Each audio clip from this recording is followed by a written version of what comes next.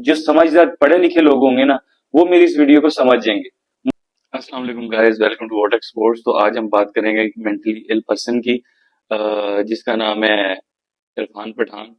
कल की पाकिस्तान की डिफीट के बाद उसने जिस तरह से राशिद खान के साथ स्टेडियम में डांस किया है, वहां से उसकी मेंटल हेल्थ का पता चल जाता है और कुछ उसकी मजबूरियों को भी पता चल जाता है कि उसको किस किस्म की मजबूरियां हैं जो उसको अपनी लॉयल्टी शो करनी पड़ती है।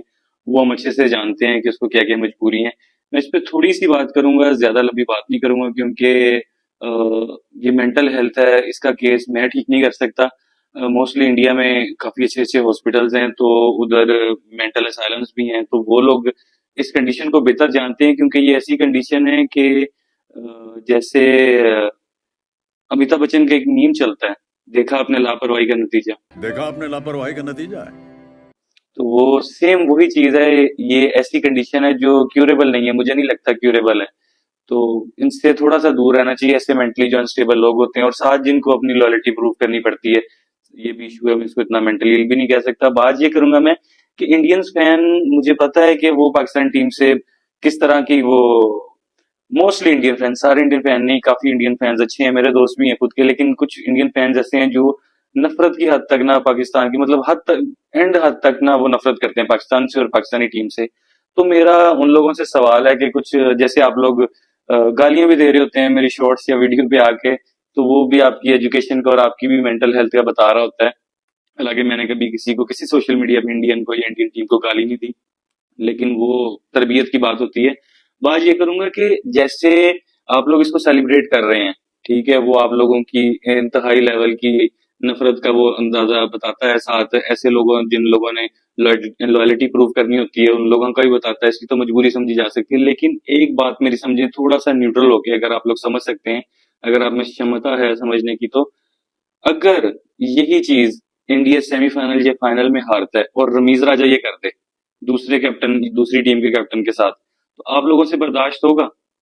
कभी भी नहीं कर सकते आप लोग बर्दाश्त। इसलिए मैं ये सिर्फ वीडियो बनाने की वजह ये है कि जितने लोग हा हा कमेंट्स कर रहे हैं इसकी फोटो पे या इसके ट्वीट्स पे जाके, जिस दिन इधर से कुछ ऐसा होता है ना, तो आप लोग ना आग बगोला हो जाते हैं। जैसे कुछ हमारे यूट्यूबर्स भी हैं जो सिर्फ पैसे के चक्कर में ये सब कुछ करते हैं, लेकिन जिस दिन शुभमन गिल को वो नारा बोलते हैं बाबर आजम का, तो आप लोग फिर उनको ही गालियां देते हैं, क्योंकि आप लोग खुद पे क्रिटिसिज्म बर्दाश्त नहीं कर सकते। दूसरों पे क्रिटिसिज्म करना, दूसरों पे हंसना बड़ा आसान होता है। मैं सिर्फ इस हद तक बात कर रहा हूँ, क्रिकेट इंडिया अच्छी खेल रहा है, तो उसका उसको रिवॉर्ड मिल रहा है, वो 5 आउट ऑफ 5 गेम जीता है। मुझे रोहित शर्मा मेरा वैसे फेवरेट प्लेयर है। तो प्लेयर्स से मुझे कोई इख्तलाफात नहीं है, इंडियन प्लेयर से, इंडियन टीम से कोई इख्तलाफात नहीं है। मैं ऐसे फैंस की बात कर रहा हूँ, और ये इरफान पठान जैसे की बात कर रहा हूँ, जिसने, मुझे नहीं लगता करियर में कुछ अचीव किया सिवाय वो अगेंस्ट पाकिस्तान एक हैट्रिक के। तो उसके अलावा इसने कोई अचीवमेंट नहीं की। ऐसी चीजें तो हमारे वो शायद अफरीदी साहब 4 छक्के मार के साइड पे लगा देते होते थे। इसकी सिर्फ ये अचीवमेंट है। और अब जो इसने सेकंड इनिंग शुरू की है लॉयल्टी प्रूव करने के लिए, जो इसके ऊपर 1-2 साल पहले इश्यू भी चला था, फिर इसने अपने घर के पीछे फ्लैग लगाया था अपने दीवार पे कि मैं लॉयल हूं, तो उसके बाद से इसकी ये ट्वीट्स आना शुरू हुई हैं। इसकी खुद की एक ट्वीट थी, बेगानी शादी में अब्दुल्ला दीवाना। तो ये जो थंबनेल है उससे भी यही है कि बेगानी शादी में इरफान दीवाना। तो जब आप चीज का किसी का लेना देना नहीं है ना, तो आपको वहां जाके घुसना, और वो एक तो आपकी मेंटल हेल्थ बताता है, फिर लॉयल्टी का भी इशू है, ये आप लोगों को भी पता है। तो मैं सिर्फ इतना कहूंगा कि अगर आप किसी पे कर सकते हैं ना, कल को अगर आप पे हो ना, तो आपसे बर्दाश्त नहीं होगा।